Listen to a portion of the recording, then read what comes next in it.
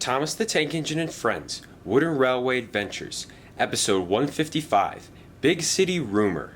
One evening at the sheds, the engines were telling Paxton about the time they went to the big city. He was very intrigued by the story, and listened to it carefully. Even though my buffers were heavily damaged, Thomas was saying, I was fixed just in time and Sir Topham Hatt let me go with the rest of the engines. Wow, said Paxton, talk about a close call. We had lots of fun at the big city, recalled James. Fun, said Duck. You thought that was fun? Sitting in that hot shed for hours on end while people took pictures of you and made you smile until your cheeks hurt? Ugh, I was very glad to come home. I'm going to ask Sir Topham Hatt about it, said Paxton. That is, about going to the big city. I want to see what it's all about. All of the engines chuckled. Huh, replied Gordon. I doubt it. Sir Topham Hatt is a very busy man, and the last thing he needs to hear is a rumor about you going to the big city. I'll just ask him the next time I see him, and if he says no, oh well, it's worth a shot. Good luck, said James cheekily. You'll need it. Wait and see, said Paxton cheerfully. You never know. And they were all soon asleep. The next morning, when the engines awoke, they were very surprised to find that Paxton was gone.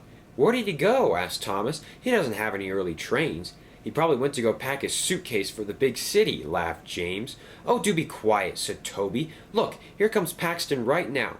Paxton pulled up and stopped. Guess who's going to the big city? What? Cried the engines. Sir Topham Hatt is letting you go, asked Gordon. I leave this afternoon, said Paxton. He turned to James. What do you have to say to that? James stumbled as he tried to find the words. Beginner's luck, he mumbled quietly. Paxton laughed. I'll be back in a few days. In the meantime, I'm going to go say goodbye to a few other friends. See you all soon. The engines were quite surprised. I can't believe Sir Topham Hatt is actually letting him go to the big city, said Percy.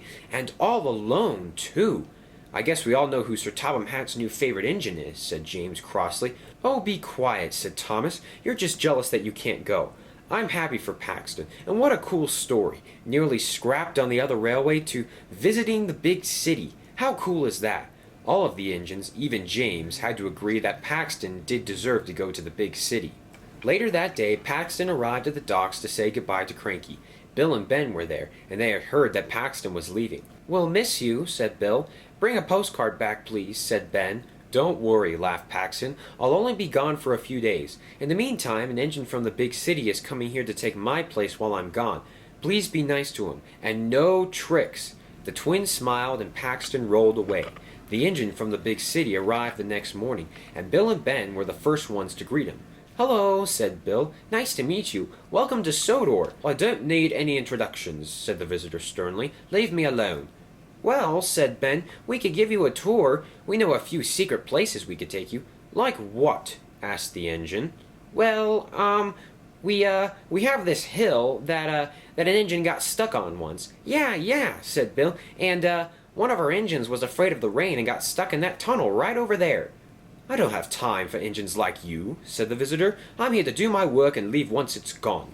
And the engine wheezed loudly as he puffed away. How rude, remarked Bill. We were just trying to be nice. I don't like Paxton's replacement at all, said Ben. What's this about Paxton's replacement? Asked Neville. Yeah, said Ben. Paxton's replacement is mean. Paxton got replaced. Oh dear, this is terrible. And Neville rushed away. I know, said Bill. I can't wait for Paxton to come back so this visitor can leave. Unfortunately, Neville misunderstood Bill and Ben and thought Paxton had actually been replaced for good. He told Donald right when he saw him. Paxton's been replaced. Oh dear, that's terrible, said Donald. He then told Douglas at Knapford Station. Paxton's gone, asked Douglas. That's terrible. He was one of our hardest workers on the island. Hey, Daisy, did you hear that Paxton is gone? Sir Topham Hatt got rid of him, apparently. What? Cried Daisy. Oh, no. You know what? Norman needs to hear about this. Whiff, will you go tell him? Yes, said Whiff. This is an urgent matter, and Norman deserves to know. When he finally found Norman, Whiff told him the news. He was very confused. Are you sure this is right? I'm positive, said Whiff. I saw the strange engine that replaced Paxton earlier today. He looks a little familiar, but I can't quite put my side rod on it. Well, I'm not going to let Sir Topham Hatt get rid of one of my best friends, said Norman defiantly. I'm going to go do something about this, and Norman rushed away.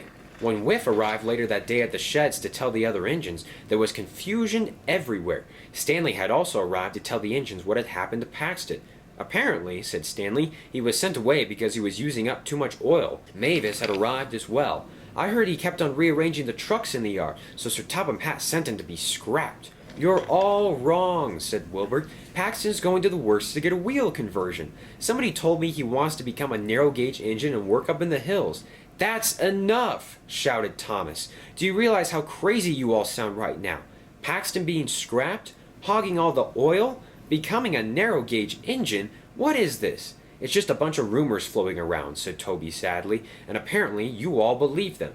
Paxton went to the big city because Sir Topham Hatt let him, said Thomas. Another engine came in return as an exchange. But in a few days, both Paxton and the new engine will be returning to their correct railways. Oh, said the engines in unison. That's right, said Sir Topham Hatt, who had just appeared. Enough with the gossip. Back to work, everybody. And the engines moved quickly away. Today's been a very interesting day, sir, said Duck. Everyone is very confused about what happened to Paxton, but I'm glad you made everything clear again. This is what a rumor does, said Sir Topham Hatt. It creates chaos. Not to mention confusion, said Gordon. And delay, added Henry. Sir Topham Hatt smiled. Yes, those as well. Now I know most of you wanted to go back to the big city as well, but please let Paxton enjoy his trip when he gets back. He's worked very hard lately, and I thought he deserved it. Yes, sir, said the engines, we will. Good, said Sir Topham Hatt. Now get a good night's rest. And he walked away. A few days later, Paxton returned, and the engines greeted him warmly. He had enjoyed his trip, but he was happy to be back on Sodor with his friends. In the meantime, the visitor was preparing to leave for his station in the big city. He had not enjoyed his trip to Sodor at all, and was quite cross about the situation. Duck and Gordon felt bad for him. We're sorry you had such a bad trip, said Duck. The island of Sodor is a very nice place to work on. Yes, indeed, said Gordon. Maybe you'll choose to visit us again soon. Huh, grumbled the visitor. Not until London becomes Euston again. And he puffed away. Gordon and Duck sat there quietly for a few moments. He looks oddly familiar, said Duck finally. I believe I've had a similar conversation with an engine before, said Gordon, but I can't remember with whom. Me as well, murmured Duck. Oh well, I'm tired. Let's go back to the sheds. And the two puffed away, not realizing what had just occurred.